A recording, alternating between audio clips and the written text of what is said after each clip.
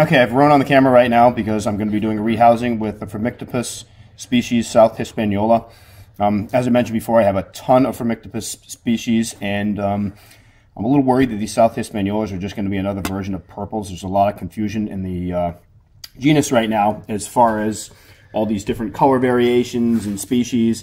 It doesn't really matter too much to me. I will say they look a lot different than my purple, so I'm hoping it's a totally different species and that I didn't just buy another purple, but hey, you can't have enough purple spiders. I'm going to take the top off this so you can get a better look at it. There she is, or he is. Hopefully I'm going to be able to sex a molt with the next one. These guys are fairly easy to sex once they put on some size. So I'm going to go ahead and try to get this one as easily as possible into, if you look over here, got all my catch cups. I love using these. Hold it up.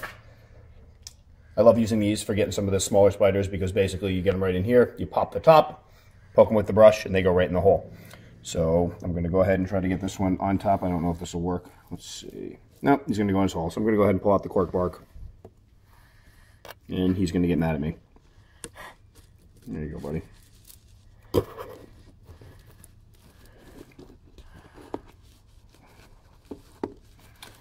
And as with all rehousings, the key is to just take your time. I had somebody comment on one of my other ones, my purples, that I was moving so slowly, and they thought I was scared. It's not a question of being scared. They're not going to get to me.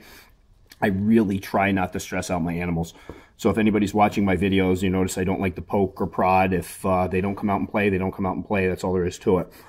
Let's see if we can get this guy. There you go, buddy. And there's Molly once again. No, she was in the last one. I did the cage one yesterday, and she wouldn't stop barking. Of course, our neighbor went driving up in his pickup truck. All right.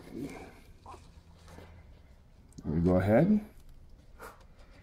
Set this right down in here. Grab that molt out of there. Nah, probably too small to sex. I'll give it a try later, though. And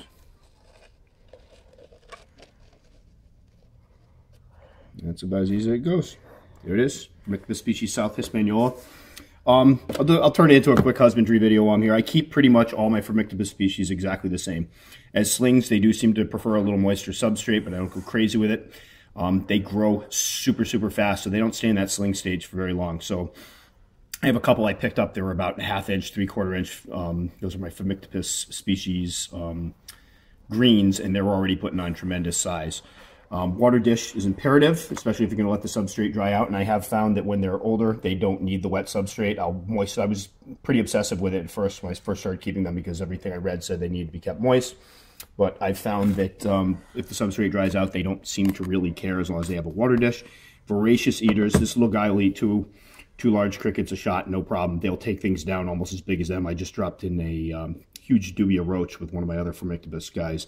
And as I dropped it in, I was a little worried for a moment that it wouldn't be able to take it, but it wrestled it, took it, ate it, and it's eating right now. So I'm really trying to get people turned on to these species only because I think, the LPs, the L. parahybanas have been very, very popular for years, and they deserve to be. They're great spiders, but I think for people looking for something a little more active, a little more spunky, and again, no hate toward the LPs. I have 4 of them. Rowan's actually got a pet one now too. So I do love that species, but these guys, there's just a lot of color variations, and they're very much like the Pamphobedius. Everybody's been going kind of Pampho crazy lately, and I don't blame them. They're big, gorgeous spiders. But this is a species that's very, very similar in upkeep. In appearance, the males of these species tend to get very, very colorful, so it's kind of nice if you buy ones and you get a male. It's not like, oh man, I got a male. You're going to either have a bright purple or green or blue spider, so it's kind of a win-win. Yeah, it won't live as long, but you're going to be able to get some beautiful photos for friends and family. So it's a little chilly out here, so I'm going to go ahead and stop this video and get this guy in the house where it's nice and warm, and we'll be doing another one in a moment. Maybe I'll just tack that one on the back, see how that one goes. All right.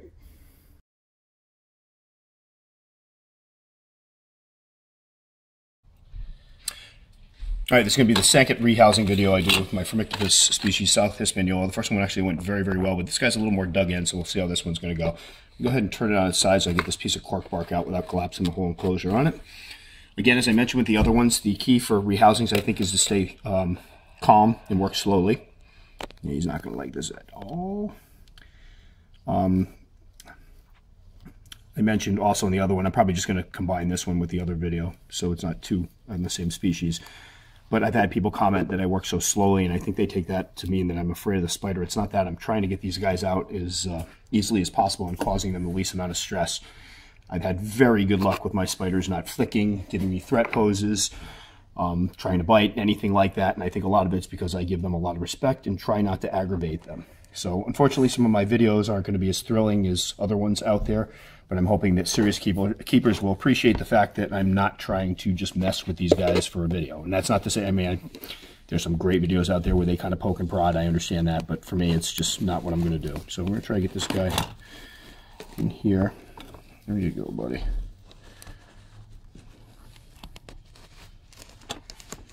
There we go.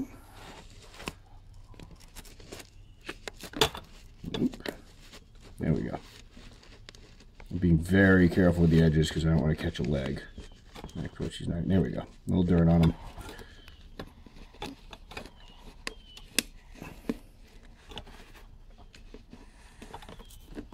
A lot of times they'll go up, so let's see. No, he's not going to go up. You get a brush and try to prod him in. This is the one I figured was going to be a little more of a pain.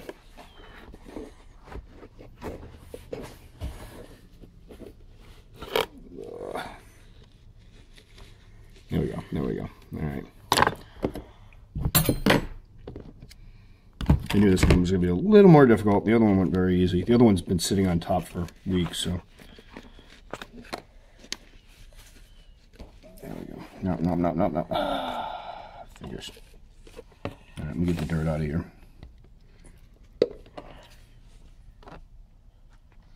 Actually, you know what? I might even be able to just.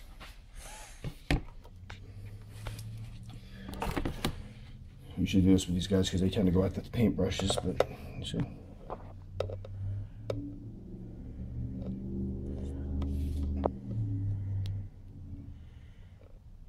Yeah, you want it out of there. There you go. There we go.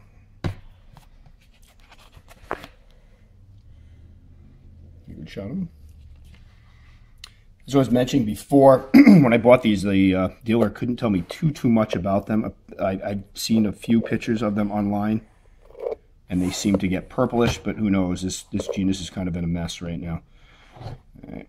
Now he's being obstinate. This is usually when they turn around and fight at the... All right, I'm just going to keep this here. I'm going to try to prod this. There you go, buddy. There you go, right on out. It's nice and chilly when I get home. We're in the garage right now. It's a little bit cool, but I kind of like it for transfers because it slows them down just a little bit. I don't keep them out there more than I have to. And there he is. He's out. You ready to picture him? Trying to remember if I didn't think of anything for the husbandry before.